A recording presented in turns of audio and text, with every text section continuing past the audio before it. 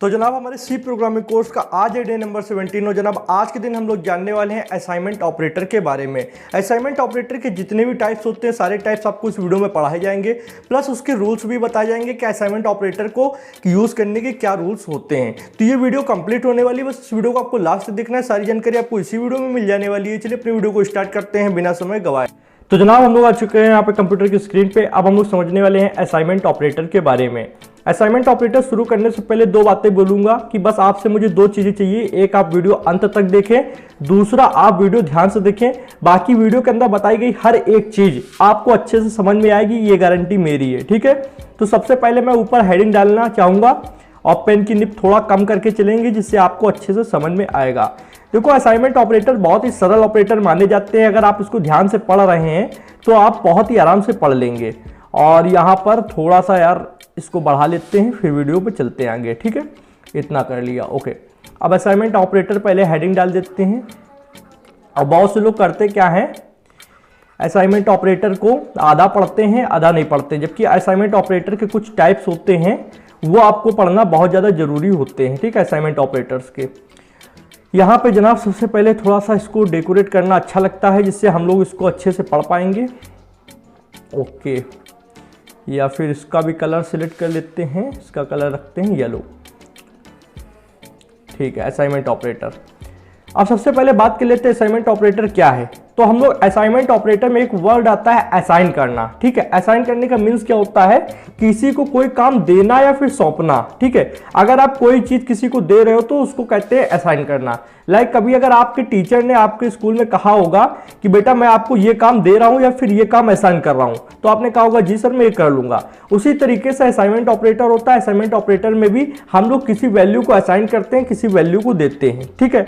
तो किसी भी वैल्यू को सी प्रोग्रामिंग के अंदर असाइन करने के लिए आपके पास इक्वल का निशान होता है, ठीक है। ये आप निशान जहां पर भी देखें तो इसको आप बोल सकते हैं असाइनमेंट ऑपरेटर, ठीक है। ये आपका असाइनमेंट ऑपरेटर होता है। अब जनाब अगर हम लोग बात करें, कभी भी हम लोग एक वेरिएबल लिखते हैं, मान लो मैंने लिखा इंट a = 50, ठीक है, और मैंने सेमीकोलन लगा दिया, तो क्या हुआ यहाँ पर जो 50 है राइट हैंड साइड पे 50 जो है वैल्यू है वो a नाम के वेरिएबल, मतलब a नाम का कोई डब्बा होगा स्टोरेज के अंदर, उसके अंदर सेव हो जाएगी। तो ये इक्वल का निशान करता है कि आपके राइट हैंड साइड में जो भी वैल्यू होगी उसको उठाता है और लेफ्ट हैंड साइड में आपके पास एक वेरिएबल होगा, एक कंटेनर होगा, उसके अंदर डाल देता है।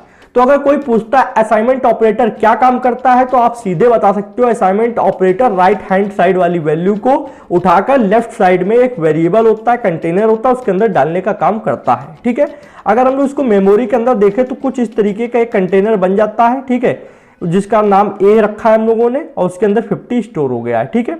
तो इस तरीके का काम हो रहा है। अगर यहीं पे हम लोग बाद में लिख दे a = 90, ठीक है, तो अब क्या हुआ कि ये जो 50 है इसको हटाकर यहाँ पे 90 हो गया, ठीक है। तो हम लोग कर क्या रहे हैं, बेसिकली असाइनमेंट ऑपरेटर कर ये रहा है कि जो ये 90 है इसको उठाकर a के अंदर, a नाम का एक वेरिएबल बन जाता है, एक कंटेनर बन जाता है, उसके अंदर डाल देता है। तो यहां तक तो आपको बिल्कुल क्लियर हो गया होगा कि असाइनमेंट ऑपरेटर क्या करता है जनाब, ठीक है। अब ये आता है कि असाइनमेंट ऑपरेटर पढ़ते समय लोगों को इतना सरल लगता है कि ठीक है यार इसमें है क्या, बहुत आसान है। पर असाइनमेंट ऑपरेटर के साथ दो रूल होते हैं, उन रूल को आपको दिमाग में बिल्कुल बैठा लेना है क्योंकि वो लाइफ टाइम तक काम आएंगे। और बहुत से लोग वहीं पर गलती कर देते हैं, वो रूल को ध्यान से नहीं पढ़ते हैं, देन वहां पर उनके साथ प्रॉब्लम होती है आगे चलकर। कैसे प्रॉब्लम होगी वो भी मैं आपको बताता हूं। सबसे पहले अगर मैं रूल नंबर 1 लिखूं तो यहाँ पे मैं हेडिंग डालकर लिखता हूं रूल नंबर 1, ठीक है, ओके। अब इसको आप लिख भी सकते हो कॉपी में, नहीं नोट्स तो मैं जल्दी अपडेट करके आपको प्रोवाइड करा दूंगा, बाकी अगर आप लिख रहे हो तो ज़्यादा अच्छा है, ठीक है। तो थोड़ा सा स्लो होगा क्योंकि मेरे पास कोई यहाँ पर एप्पल का आईपैड नहीं है जिसपे मैं लिख रहा हूँ, नॉर्मल एक टच पैड है उस पर लिखता हूँ, तो स्पीड उतनी हिसाब से बनती है, ठीक है। तो आप थोड़ा सा टाइम दें। असाइनमेंट ऑपरेटर ध्यान से देना, अभी मैं आपको समझा भी दूंगा कि जो लाइन लिख रहा हूँ ये क्या बोल रहा है, ये रूल होता क्या है, इसको समझना कैसे है, ठीक है। फिलहाल पढ़ते हैं assignment operator assign the right side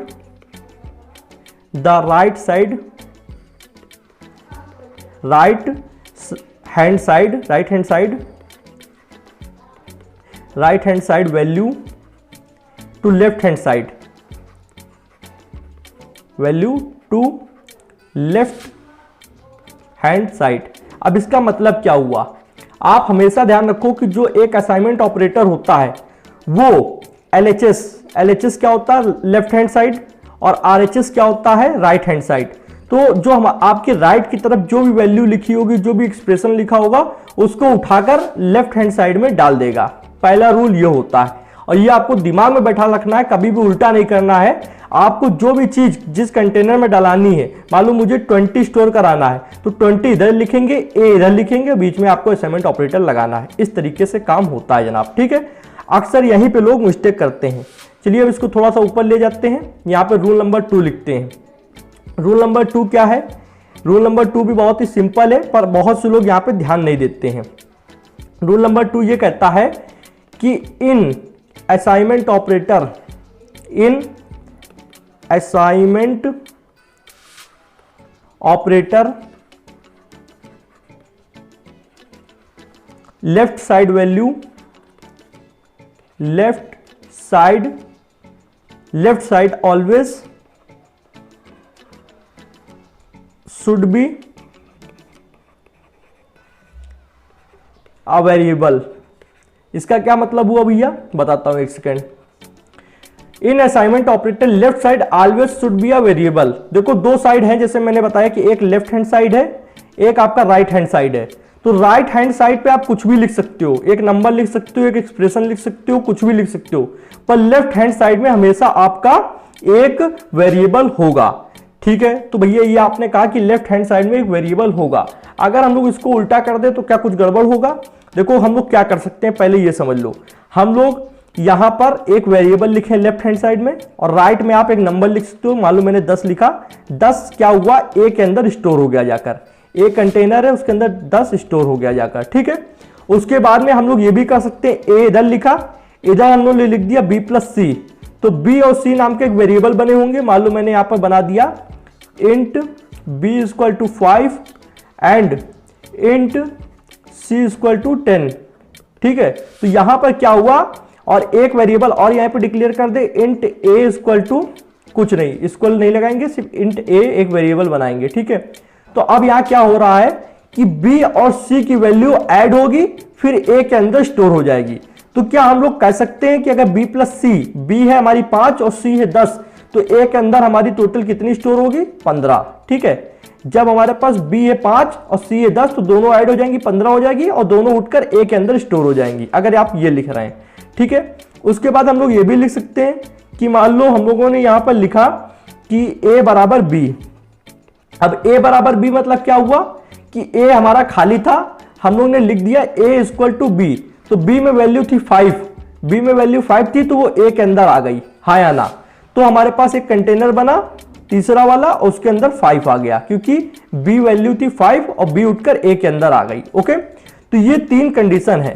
पहला जो है, इसमें एक हम लोग ने नंबर यूज किया है, नंबर को हम लोग लिटरल बोलते हैं, ठीक है, लिटरल भी कह सकते हैं, ओके। दूसरा जो ऐसे B+C+D या फिर B × C, B-C, A × D, जो ऐसी चीजें होती हैं जिनमें +C या S, जिसमें अर्थमेटिक ऑपरेटर लगे होते हैं, ये अर्थमेटिक ऑपरेटर होते हैं, तो उसको हम लोग बोलते हैं एक्सप्रेशन, ठीक है। इसको हम लोग बोलते हैं एक्सप्रेशन, ठीक, ओके। A = B, इसमें क्या है, हम लोग ने वेरिएबल इधर रखा है, तो हम लोग ये कह सकते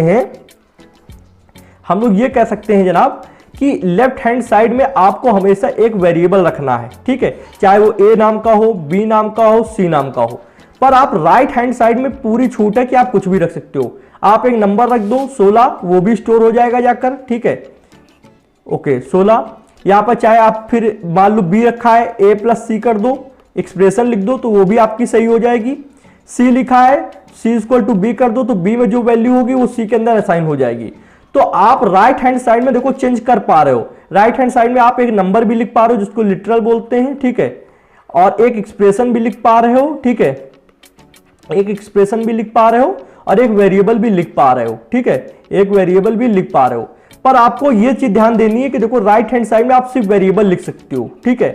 भैया ये क्यों है, राइट हैंड साइड में वेरिएबल क्यों लिख सकते हैं, ये रूल क्यों बना हुआ है? तो अब सोचो, अगर आप राइट हैंड साइड में वेरिएबल नहीं लिखोगे, आप ऐसा लिखते हो, मान लो 10 = 10 या फिर 10 = 15, तो क्या 15 10 के अंदर स्टोर हो जाएगा?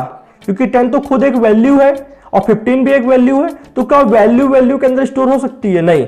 अगर आप यहां पे ये लिख दो b plus C equal to A, तो क्या रूल तो ये कहता है कि राइट हैंड साइड वाली वैल्यू लेफ्ट हैंड साइड में स्टोर होती है। तो क्या a मान लो हमारे पास है 30, ठीक है, a बराबर 30 है, तो क्या हम लोग यहाँ पे 15 स्टोर करेंगे? b के पास 15 और c के पास 15? गलत है, क्योंकि यहाँ पे रूल नंबर 1 ब्रेक हो जाएगा। यहाँ पे राइट हैंड साइड वाली वैल्यू लेफ्ट हैंड साइड में सेव करानी है, तो क्या वो आधी आधी सेव होगी? नहीं। इसलिए हम लोग इस तरीके भी नहीं लिख सकते हैं। क्या हम लोग इस तरीके लिख सकते हैं b इक्वल टू ए? तो ये लिखा जा सकता है, क्योंकि यहाँ पर भी वेरिएबल है, यहाँ पर भी वेरिएबल है, तो कुल मिला के यहाँ वेरिएबल आना चाहिए। तो आपको हमेशा ध्यान रखना है, दो बातें हमेशा बिल्कुल ध्यान रखनी है कि एक कि आपको लेफ्ट हैंड साइड में वेरिएबल रखना है, ठीक है, इधर आपको वेरिएबल रखना है, क्योंकि वेरिएबल ही आपका एक डब्बा है जिसके अंदर कुछ भी डाला जा सकता है, ठीक है। और इधर आप कुछ भी रख सकते हो, कोई एक नंबर रख सकते हो, कोई एक एक्सप्रेशन रख सकते हो, या फिर कोई एक वेरिएबल भी रख सकते हो, वो आपके ऊपर डिपेंड करता है। पर इधर आपके पास एक डब्बा होना चाहिए, क्योंकि रूल नंबर 1 क्या कहता है कि राइट हैंड साइड वाली वैल्यू ये आपकी राइट साइड वाली और ये आपकी लेफ्ट साइड वाली, राइट हैंड साइड वाली वैल्यू लेफ्ट में स्टोर होती है। अगर राइट में 50 लिखा हुआ है तो लेफ्ट में वेरिएबल होगा और वेरिएबल के अंदर 50 स्टोर होगा। तो ये रूल तभी फॉलो हो सकता है जब लेफ्ट में ऑलवेज अ वेरिएबल हो, मतलब एक वेरिएबल हो हमेशा, ठीक है। अगर वेरिएबल नहीं है, डब्बा नहीं है, तो राइट हैंड साइड वाली वैल्यू लेफ्ट में कैसे स्टोर होगी? तो दोनों रूल आपको अच्छे से याद रखने। रूल नंबर 1 मेरा कहता है कि आप हमेशा से एक, मतलब लेफ्ट साइड में हमेशा एक आपको क्या रखना है? वेरिएबल रखना है। In assignment operator left side always should be a variable, आपको हमेशा एक वेरिएबल रखना है, ठीक है। और रूल नंबर 1 क्या कहता है? रूल नंबर 1 कहता है assignment operator assign the right hand side value, right hand में जो भी वैल्यू होगी वो आपको लेफ्ट साइड में डाल देनी होती है, ठीक है। ये रूल होते हैं। अब हम लोग कुछ समझ लेते हैं कि क्या वैलिड है क्या इनवैलिड है, ठीक है। कुछ वैलिड और कुछ इनवैलिड समझते हैं। मान लो मैं यहाँ पे हेडिंग डाल दूं वैलिड, ठीक है, मैंने डाली हेडिंग वैलिड, ठीक है। तो मान लो यहां पर अगर मैं लिख दूं a इक्वल टू 5, तो ठीक है। अगर यहां पे लिख दिया जाए a equal to b plus C, ये भी ठीक है। a equal to b plus 1, ये भी ठीक है। a इक्वल टू b, ये भी ठीक है। ये सब वैलिड है। अगर मैं यहां पे डाल दूं इनवैलिड, तो समझना, यहां पर डाल दूं इनवैलिड, तो इनवैलिड में क्या नहीं आएगा? कोई अगर ऐसा लिख दे a इक्वल टू, अगर इनवैलिड में सिर्फ ये लिख दिया जाए a इक्वल टू और ऐसे सेमीकोलन लगा दो, तो ये इनवैलिड है। क्यों इनवैलिड है? पहला रूल तो देखो, दूसरा रूल तो फुलफिल हो रहा है कि लेफ्ट हैंड साइड में एक वेरिएबल है, पर यहां पे दूसरा रूल ब्रेक हो रहा है, ठीक है, कि यहां पर कोई चीज है ही नहीं, राइट हैंड साइड में कोई चीज है ही नहीं, तो डालोगे क्या? यहां पर कोई चीज होनी तो चाहिए जो इसमें स्टोर कराई जाए। तो जब आपके पास राइट हैंड साइड में कोई चीज है ही नहीं, ये खाली है, तो आपका इस तरीके का कोई भी वेरिएबल नहीं बन सकता, इस तरीके का, ठीक है, इस तरीके का, सॉरी यहाँ पे क्वेश्चन मार्क नहीं होगा, सेमीकोलन होगा, कुछ ना कुछ होना चाहिए, ठीक है। तो इक्वल के निशान के आगे कुछ ना कुछ होना चाहिए। दूसरा इनवैलिड क्या है? दूसरा इनवैलिड आपका ये है कि अगर आप इस तरीके लिख देते हो, मान लो मैंने लिख दिया 10, ओके, तो अब इसमें क्या है कि राइट हैंड साइड में एक वैल्यू तो है, पर उसको डालेंगे कहां? इधर वेरिएबल नहीं है, इधर कोई वेरिएबल नहीं है, तो उसको डालोगे कहां?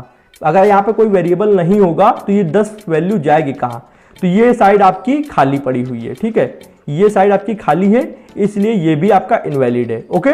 अब समझो तीसरा रूल क्या कहता है कि कुछ लोग ऐसे करते हैं a इक्वल टू 10, ये भी आपका इनवैलिड है। क्यों? क्योंकि लास्ट में आपने सेमीकोलन नहीं लगाया है। जब तक सेमीकोलन नहीं लगेगा तब तक आपका पूरा एक, मतलब एक तरीके से ये नहीं कह सकते हो कि 10 इसके अंदर जाएगा, मतलब पूरा आपका स्ट्रक्चर बिगड़ जाएगा, सिंटेक्स बिगड़ जाएगा और एरर आने ही आना है, ठीक है। तो यहां पर सेमीकोलन मिसिंग है, ठीक है, सेमीकोलन नहीं है, तो इसलिए ये गलत है। अब ध्यान से देखो, अब जो मैं बताने वाला हूं वो अक्सर लोग गलती कर देते हैं।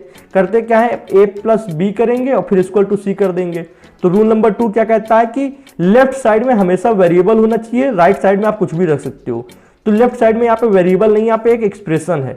तो हम लोग क्या कर, सी का मान लो अगर 30 है तो 15 इसके अंदर डालेंगे। अगर इस तरीके कोई भी लिखता है तो ये मैथ के अंदर सही है, पर सी प्रोग्रामिंग के अंदर सही नहीं है, ये भी आपका गलत है, ठीक है। बहुत से लोग ऐसा करेंगे, सी इक्वल टू ए बी।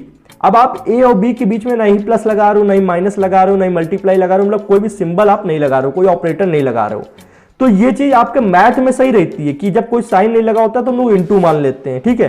पर सी के अंदर नहीं सही है। सी के अंदर जब आप ये चीज लिखोगे तो वो समझ नहीं पाएगा कंपाइलर, और वहां पर एरर थ्रो कर देगा। वो कहेगा इसके बीच में कुछ है नहीं, तो सी के अंदर क्या डालें, ये दोनों वैल्यू के बीच में या तो कॉमा या तो प्लस या तो कुछ भी लगा होना चाहिए। कॉमा भी लगेगा तब भी गलत है, प्लस माइनस मल्टीप्लाई मॉडुलस कुछ एक ऑपरेटर लगा होना चाहिए, तो ये भी आपका गलत है, ठीक है। अब बहुत से लोग एक गलती और करते हैं, ये गलती सब लोग नहीं करेंगे पर थोड़ा सा जो ज्यादा होशियार लोग होते हैं वो करेंगे। मतलब जैसे कि अगर आपको कभी लिखना होता है 4 की पावर 2, तो आप अगर कहीं लिखते हो कंप्यूटर वगैरह में तो आप इस तरीके लिख देते हो कि 4 की पावर 2, इस तरीके आप लिख देते हो, ठीक है।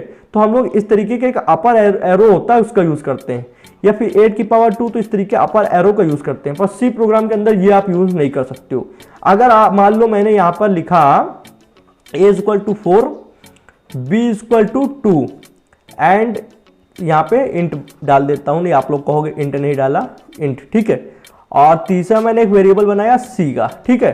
तो मैंने अगर कर दिया यहां पर कि c is equal to a arrow b, तो आपका मतलब है कि a की घात b, मतलब a की पावर b, आप ये लिखना चाह रहे हो 4 की पावर 2, ये लिखना चाह रहे हो। पर सी प्रोग्राम के अंदर ये इनवैलिड है। अगर आप ऐसा लिखते हो तो वो इसको बिट वाइज ऑपरेटर समझ लेगा, एरर थ्रो नहीं करेगा, पर आप जो आंसर चाह रहे हो वो नहीं निकलेगा। आप सोच रहे हो कि 4 की पावर 2 16 आ जाए, तो 16 नहीं आएगा, क्योंकि वो इसको बिटवाइज ऑपरेटर समझ रहा है, वो आंसर कुछ और दे देगा, ठीक है। इस चीज को मैं आपको विजुअल स्टूडियो कोड के अंदर दिखाना चाहूंगा, वहां पर ये क्लियर होगा, ठीक है जनाब। तो इसको हम लोग चलते हैं विजुअल स्टूडियो कोड के अंदर। यहां पर आगे विजुअल स्टूडियो कोड के अंदर, ओके। अब यहां पे मैं ये दिखाता हूं आपको करके, जैसे कि मान लो यहां पर a 4 है और b यहां पे हम कर देते हैं 2, b 2 कर दिया, ठीक है। और बाकी मैं यहां पे हटा देता हूं, ठीक है। और यहां पे एक बना लेते हैं इंट c, ठीक। अब मैं करना चाहता हूं c is equal to a, फिर आपने जो ऊपर एरो लगाया है पावर लगाने के लिए b, और फिर सेमीकोलन। और मैं यहाँ पे अगर प्रिंट कर रहा हूँ प्रिंट टैब के अंदर, थोड़ा इसको बड़ा कर लेते हैं जिससे आपको समझ में आए। यहाँ पे मैंने करा C। तो अब हम अगर इसको जैसे ही रन करेंगे, देखना, तो सबसे पहले क्या हुआ कि इसने रिजल्ट में दे दिया 6। अब 6 का क्या मतलब है, 6 का क्या मतलब है, कुछ मतलब है नहीं, यहाँ पे 6 का कोई मतलब है नहीं। हम लोगों ने a के अंदर वैल्यू डाली 4, b के अंदर डाली 2। अगर 4 की पावर 2 होगी और c के अंदर हम लोगों ने लिखा a, ऊपर एरो बनाया b, तो अगर a की पावर b आता तो यहां पर आता 16। 6 का क्या मतलब है, कोई मतलब नहीं है। तो अगर आप पावर दिखाना चाहते हो तो आप सबसे पहले करोगे क्या, यहां पर सबसे ऊपर आओगे, यहां पर stdio.h लगा है, तो यहां पर एक फाइल आपको इंक्लूड करनी होगी। आपको शिफ्ट दबाकर हैश लगाना है, इंक्लूड, यहां पर आपको maths.h, पहले आपको साइन फिर math.h,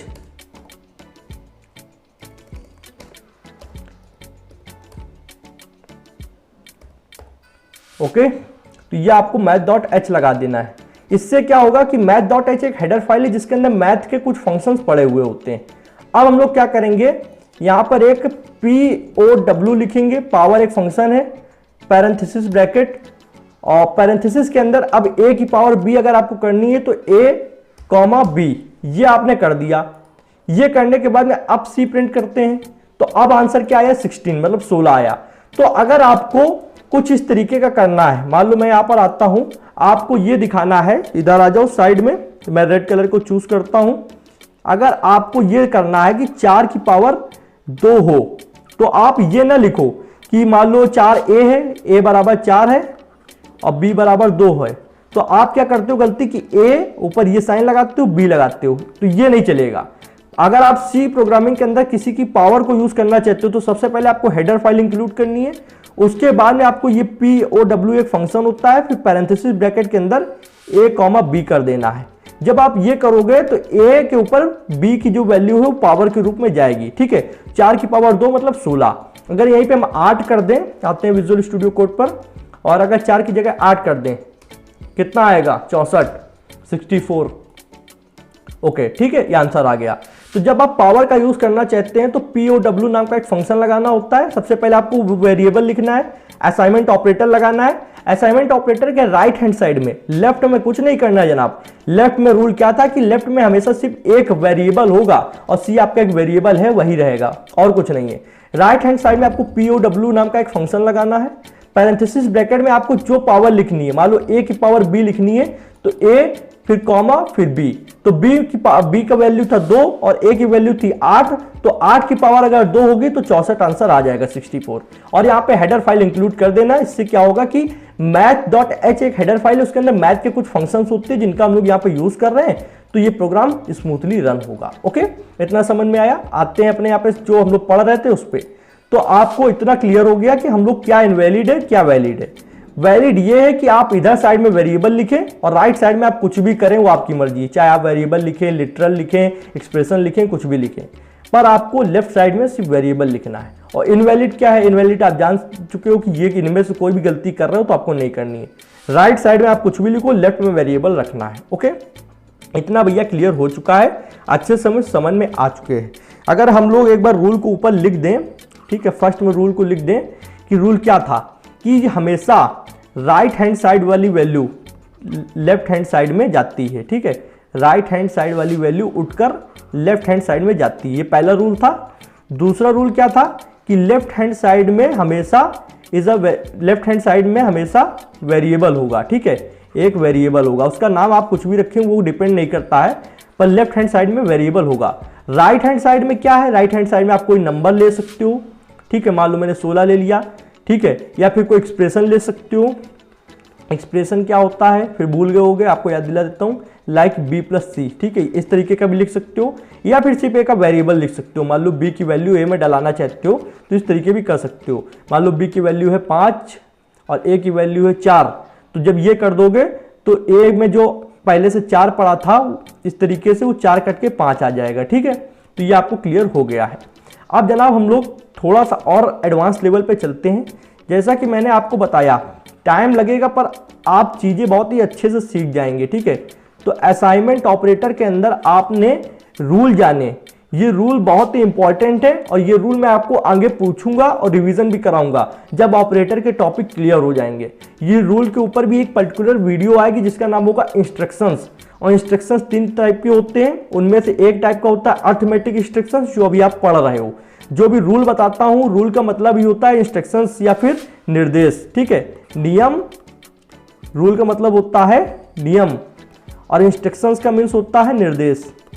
मैं हिंदी में इसलिए आपको समझाता हूं कि बहुत से बच्चे हैं जो हिंदी उनकी अच्छी, इंग्लिश उतनी नहीं है। कोई टेंशन नहीं है, अपने ऊपर गर्व करो, कोई प्रॉब्लम नहीं है। मैं हूं आपको, मैं सब चीज़ें हिंदी में दूंगा, कोई दिक्कत नहीं है। ठीक है, मेरे नोट्स भी 90% हिंदी में होते हैं। तो जो मैं बताता हूँ रूल और इंस्ट्रक्शंस वो एक ही चीज़ होती है, नियम निर्देश भी एक ही चीज़ होती है। ठीक है, तो इतना आपको क्लियर हो गया होगा।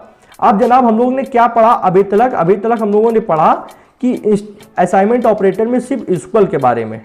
ठीक है, असाइनमेंट ऑपरेटर में सिर्फ इक्वल के बारे में, पर कुछ और भी होते हैं। कहोगे भैया और कौन से होते हैं? बता रहा हूँ यार, जस्ट अ मिनट मेरे को दो। देखो, चीज़ें जितनी साफ होंगी, जितने अच्छे से होंगी, उतना ही पढ़ने में मज़ा आता है। ठीक है, तो हम लोग सबसे पहले यहाँ पर आते हैं। यहाँ पर सबसे पहले हम लोग ने पढ़ा इक्वल। ये क्या करता है? किसी भी वैल्यू को राइट हैंड साइड से उठाकर लेफ्ट में डाल देता है। अब इसी के साथ आता है एक प्लस इक्वल, एक आता है माइनस इक्वल, या फिर थोड़ा दूर दूर में लिखे तो ज़्यादा सही रहेगा यार। एक होता है इक्वल, एक होता है प्लस इक्वल, एक होता है माइनस इक्वल। ठीक है, एक होता है आपका मल्टीप्लाई, मल्टीप्लाई को स्टार से रिप्रेजेंट करते हैं प्रोग्रामिंग के अंदर, और एक आपका डिवाइड। ठीक है, तो ये वाला भी सेम काम करता है, ये भी सेम काम करता है, ये भी सेम काम करता है, ये भी थोड़ा सा अंतर होता है। जब आप इसका यूज कर रहे होते हैं तो जो बी मतलब राइट साइड में जो वैल्यू है मान लो वो लेफ्ट साइड में चली जाती है। ठीक है, इसका जब आप यूज करते हो तो इसमें क्या होता है कि राइट साइड में जो वैल्यू होती है वो लेफ्ट साइड वाली वैल्यू के साथ ऐड होकर जाती है। मान लो मैं यहां पर थोड़ी देर के लिए इंट में लिखता हूं b = 5, हाँ या ना, इंट a = 2। ठीक, तो अब क्या होगा, जब आप ये कोई निशान लगा देते हो तो इसका मतलब ये होता है a अगर आप इसको, मैं अभी आपको देखो निशान लगा कर करके अभी विजुअल स्टूडियो कोड पे दिखाऊंगा। अभी मैं मतलब बता रहा हूं कि इसका मतलब क्या होता है। इसका मतलब ये होता है a इज इक्वल टू ए में जो वैल्यू है वो और b में जो वैल्यू है वो ऐड करके डाल दो। इसका मतलब ये होता है कि a प्लस बी करो। पहले a की वैल्यू जो है, मान लो a की वैल्यू 2 है और b की वैल्यू 5 है, तो 5 2 7 और उसको उठाकर a में डाल दो। ठीक है, इसका क्या मतलब होता है? इसका मतलब होता है a में जो वैल्यू है मान लो 2 और b में जो वैल्यू वो, तो a माइनस बी, b में a से b में जो वैल्यू है उसको घटा दो और उसको उठाकर इसमें डाल दो। ठीक है, a के अंदर। फिर मल्टीप्लाई में क्या होता है? मल्टीप्लाई में मतलब ये होता है कि a में जो वैल्यू है 2, ठीक है 2 है ना a में, और उसको मल्टीप्लाई कर दो b वाली वैल्यू से, तो मान लो 5 दूनी 10, 10 को उठाकर a में डाल दो। फिर यहाँ पे आपका ये हो गया डिवाइड का। ठीक है, तो इसमें क्या होता है a डिवाइड b, तो अब आपको डिवाइड कर देना है, जितनी बार में जाएगा उसको उठाकर इसमें डाल दो। अब इस चीज को हम लोग करते हैं विजुअल स्टूडियो कोड के अंदर। असाइनमेंट ऑपरेटर आपके इतने टाइप के होते हैं, एक और होता है यहां पर लिख दूं मॉडुलस। ठीक है, तो ये मॉडुलस वाला आपको कल समझ में आएगा जब मैं आपको अर्थमेटिक ऑपरेटर्स पढ़ाऊंगा। बहुत सरल है, बहुत ही मतलब एक नंबर का सरल चीज है, पर उसमें आपको अच्छे से थोड़ा समझ में आ जाएगा, इसलिए उसको अभी यूज नहीं कर रहा हूं। ये आप वहां समझ लोगे तो सेम जैसे ये है उसी तरीके होगा, आपको आ जाएगा, कोई टेंशन नहीं है। आप मेरे पे यकीन रखो, मैं आपको गारंटी परिचय तो लिख के नहीं दे सकता हूं, पर हाँ आप यकीन रखो आपको एक एक चीजें आ जाएंगी। अभी इन पे फोकस करो, ये आपके असाइनमेंट ऑपरेटर होते हैं। सबसे इंपॉर्टेंट तो यही है, ज्यादातर यही यूज होगा, पर इनको भी पढ़ लो। ठीक है, चलिए आते हैं विजुअल स्टूडियो कोड पे। ओके, हम लोग इसीलिए देखो प्रैक्टिकल भी करते चलते हैं, चीजें अच्छे से समझ में आएगी। मान लो मैं यहाँ पर कर दूं 5, वही मैं ले रहा हूं जैसे वहां पर अभी हमने लिया था, और यहां पर कर दें 2। ठीक, अब हम लोग क्या करने वाले हैं, जैसे कि यहां तक इतना हो गया। अब सी में समझो मेरी बात। सी में हम लोग ने क्या किया, यहां पर इक्वल के पहले प्लस लगा दिया, या फिर पहले सी में इक्वल को लगा कर देख लेते हैं। सबसे पहले हम लोग इसको कर रहे हैं। ठीक है, सबसे पहले किसको करते हैं, इसको करते हैं। सबसे पहले इसको करके देखते हैं। ठीक है, फिर इसको करके देखेंगे, फिर इसको इस तरीके से। तो अब हम लोग आते हैं यहां पर, हम लोग ने क्या किया, सी इक्वल टू यहां पर, या फिर सी ने करके यहां पे करो बी, और यहां पे कर दो भी बी। ठीक है, प्रिंटफ में भी बी कर दो। ठीक है, अब हम लोग ने क्या किया, बी इक्वल टू ए में जो वैल्यू है उसको हम लोग ने बी में असाइन करा दी। ठीक है, ये असाइनमेंट ऑपरेटर है, तो ए की जो वैल्यू है वो बी में असाइन करा दी। तो बी की वैल्यू क्या थी 2, और जब ए की वैल्यू बी में डाल दोगे तो क्या हो जाएगा, 2 हटके 5 हो जाएगा। चलो यहां पर दिखाते हैं इसमें हो क्या रहा है, समझते चलना। पहला क्या हो रहा है कि हम लोग ने क्या किया, बी इक्वल टू ए कर रहे हैं, बी की वैल्यू थी हमारे पास 2 और ए की वैल्यू है 5। तो पहले क्या था, जब बी की वैल्यू थी, इसमें एक डब्बा बना था बी नाम से, उसमें वैल्यू थी 2, और जब आपने ये कर दिया बी इक्वल टू ए, तो 2 कट के इसमें से 5 आ जाएगा। ठीक है, ये हो रहा है। तो अब देखना, इसको रन कराएंगे। रन कराने पे 1 सेकेंड, इसने क्या कहा, ओके परसेंटेज, ओ हो यहाँ पे इसको हटाओ, पहले इसको हटा दो, इसकी कोई ज़रूरत नहीं है। अब रन करते हैं।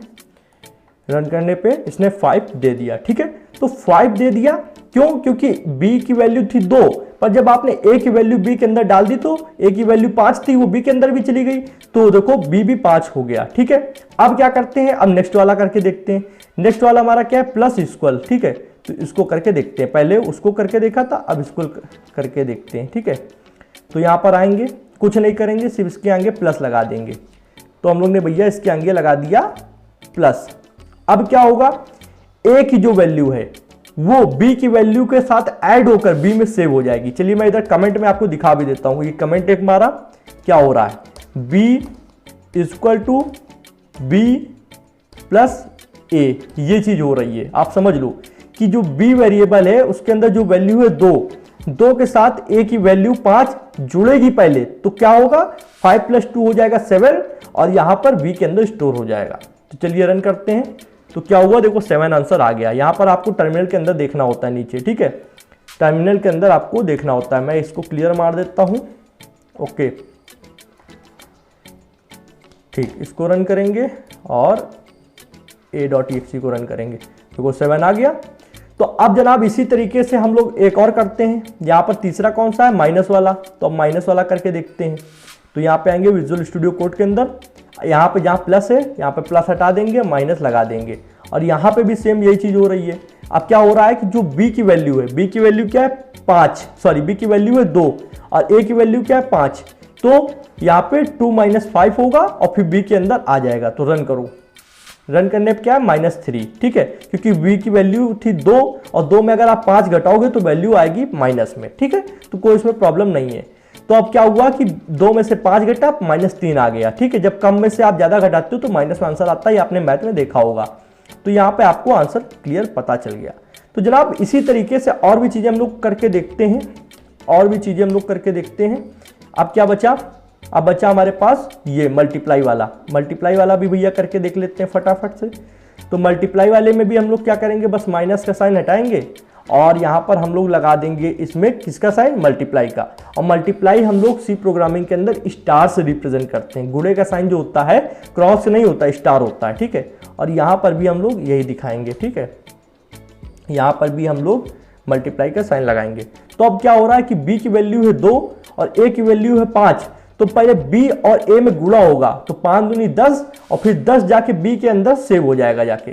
तो मैं जैसे ही यहां पर अगर रन करूंगा, मैं कमांड डालता हूं एंटर, और ये लो आ गया 10। तो हुआ क्या कि b की वैल्यू से पहले a की वैल्यू होगी मल्टीप्लाई, फिर आपकी सेव होगी। तो हम लोग ये जो कमेंट लिख रहे हैं ये इसलिए लिख रहे हैं कि आपको समझ में आए, कोई लिखने की जरूरत नहीं है, पर हम लोग ये बता रहे हैं कि जो ये एक्सप्रेशन लिखी गई है इसका मतलब क्या हो रहा है। इसका मतलब ये है कि b है, b के बाद असाइनमेंट ऑपरेटर और b इंटू a होकर b में वैल्यू जा रही है, इसलिए लिख रहे हैं भैया। इसी तरीके से लास्ट वाला एक बचा है, ये आपका डिवाइड, तो डिवाइड भी करके देख लेते हैं, ठीक है। तो भैया डिवाइड में भी कोई प्रॉब्लम नहीं है। अब यहाँ पे हम लोग को किसका साइन लगाना होगा, डिवाइड का साइन लगाना होगा। यहाँ पे भी इसको लगा देंगे डिवाइड का साइन। अब भैया अगर आप देखो b की वैल्यू है 2 और बाकी 5, इसको हम लोग करते हैं डिवाइड, तो 0, क्यों, क्योंकि कम में से ज्यादा का कैसे डिवाइड होगा। चलिए हम लोग उल्टा कर देते हैं, नीचे कर देते हैं 5, ऊपर कर देते हैं 2, तो अब डिवाइड हो जाएगा। तो समझो अब क्या हो रहा है कि b की वैल्यू है 5 और a की वैल्यू है 2, तो 2 को हम लोग b से डिवाइड करेंगे, 2 दूनी 4 आएगा, तो मतलब 2 बार में जा रहा है, ठीक है। तो क्या आएगा b के अंदर, 2 स्टोर हो जाएगा, ओके।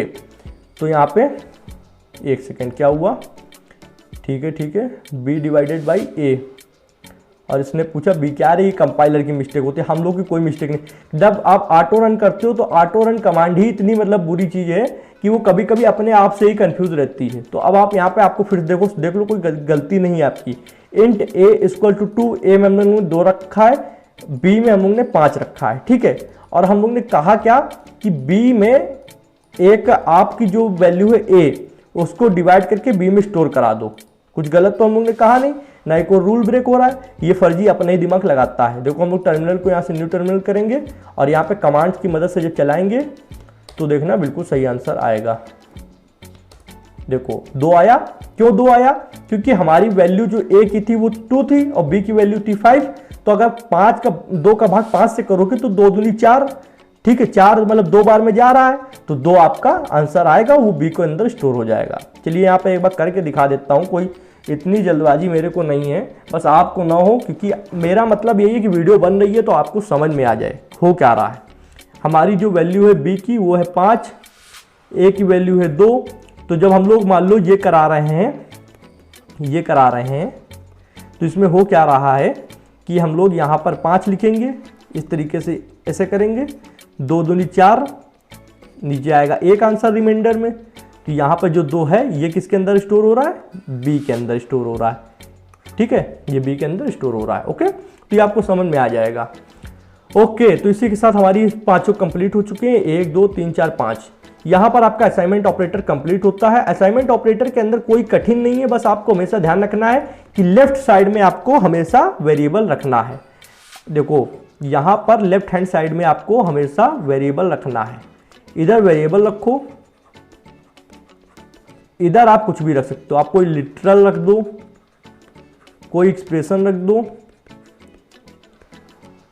ठीक है, या फिर कोई वेरिएबल रख दो, वो आपकी चॉइस है, कोई भी इसमें गलत नहीं है। राइट हैंड साइड पे आप कुछ भी रखो, लेफ्ट में वेरिएबल रखना है। दूसरा रूल ये होता है कि राइट वाली वैल्यू जाकर लेफ्ट वाली में चली जाती है। तो लेफ्ट वाली में जब कोई बॉक्स होगा तभी तो राइट की वैल्यू चली जाएगी, सीधी सी बात है। तो आपको इसी के साथ असाइनमेंट ऑपरेटर बहुत ज़्यादा अच्छे से आ चुका है। कॉन्ग्रेचुलेसन आप लोगों को, ठीक है। अब वीडियो को आपको लाइक करना है, लाइक करने से क्या है, मुझे भी मोटिवेशन मिलेगी। कमेंट में आप ये बता सकते हो पढ़ाने का क्या तरीका ठीक ठाक है या नहीं है। फीडबैक आप अच्छा देते हो तो मुझे भी खुशी होती है बहुत ज़्यादा। मतलब कह नहीं सकते कि ये खुशी कहीं और से मिल ही नहीं सकती, पैसों से ये खुशी खरीदी नहीं जा सकती है, जो आप लोगों की तारीफ से, आप लोग के फीडबैक से मिलती है। बस जिंदगी इसीलिए है कि मैं अपनी पढ़ाई लिखाई अपना सब कुछ छोड़ के यहाँ ये कर रहा हूँ, इसीलिए क्योंकि वो खुशी दुनिया में कहीं कोई दे नहीं सकता मुझे। कहीं काम करने भी जाऊँगा, कहीं जॉब भी करूँगा, लोग कहते हैं सर आप किस कंपनी में जॉब करते हैं। भाई अगर आप सोचो कि जब मैं आपको पढ़ा रहा हूँ, थोड़ी सी पढ़ाई अगर मैं और एफर्ट्स अपने अंदर डाल दूंगा, थोड़ा सा और ध्यान दे दूंगा, तो क्या मैं बड़ी से बड़ी कंपनी में नहीं जा सकता हूँ? मैं अच्छी खासी कंपनी फोड़ सकता हूँ। मैं अगर और मेहनत करूँ, थोड़ा सा 1 महीना अपने ऊपर लगाऊँ, 2 महीना अपने ऊपर लगाऊँ, तो मैं गूगल, माइक्रोसॉफ्ट जैसे एमएनसीज में जाने की काबिलियत रखता हूँ, क्योंकि मुझे मेरे अंदर पता है कि हाँ मेरे अंदर गट्स हैं। क्योंकि प्रोग्रामिंग लैंग्वेज आती है, मुझे डीएसएफ की थोड़ी प्रैक्टिस करनी होगी, कुछ क्वेश्चंस करने होंगे, देन मैं जा सकता हूँ। पर वहाँ पे जाने के बाद भी वहाँ पे वो खुशी मेरे को नहीं मिलनी। पैसे मिल सकते हैं, हालांकि हाँ यार मैं यूट्यूब से अभी कुछ भी नहीं कमा रहा हूँ, वहाँ पे मुझे अच्छी सैलरी मिलेगी, एक अच्छा पैकेज मिलेगा, पर जब दिल कोई वहाँ पे कहीं मन ना लगे, कोई चीज़ में अच्छा कुछ हो ना, तो यार ऐसी चीज़ करने से मेरे हिसाब से कोई फ़ायदा नहीं है। हाँ मेरी खुशी जब है कि जब आप लोग हों, कोई ये समर्थन करे कि हाँ आप अच्छा पढ़ा रहे हैं, तो मुझे पढ़ाना अच्छा लगता है। बेसिकली जो नॉलेज है वो शेयर करो। दूसरा ऐसा नहीं कि मुझे पैसे नहीं चाहिए, मैं लाइफ में पैसे का महत्व तो नहीं रखता हूँ, मुझे बहुत पैसे चाहिए। ऐसा नहीं कि मैं पैसे कमाने नहीं आया हूँ। कोई अगर इंसान ये कहता है कि मैं पैसे कमाने नहीं आया हूँ तो बिल्कुल गलत बात है।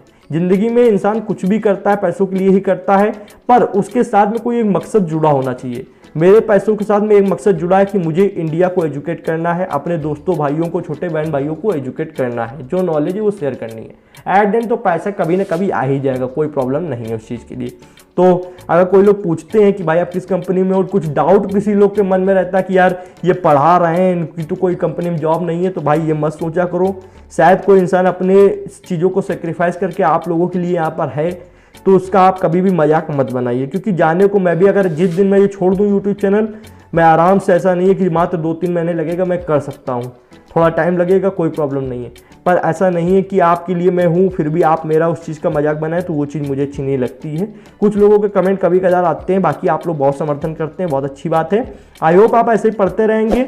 चैनल पर नए आए हो तो चैनल को सब्सक्राइब करेंगे, बेल आइकन को प्रेस करेंगे, जिससे आने वाले interesting code video and courses notification आप लोग को मिलती रहेगी। आज की वीडियो में जनाब इतना ही था। Thanks for friends. जय हिंद, जय भारत।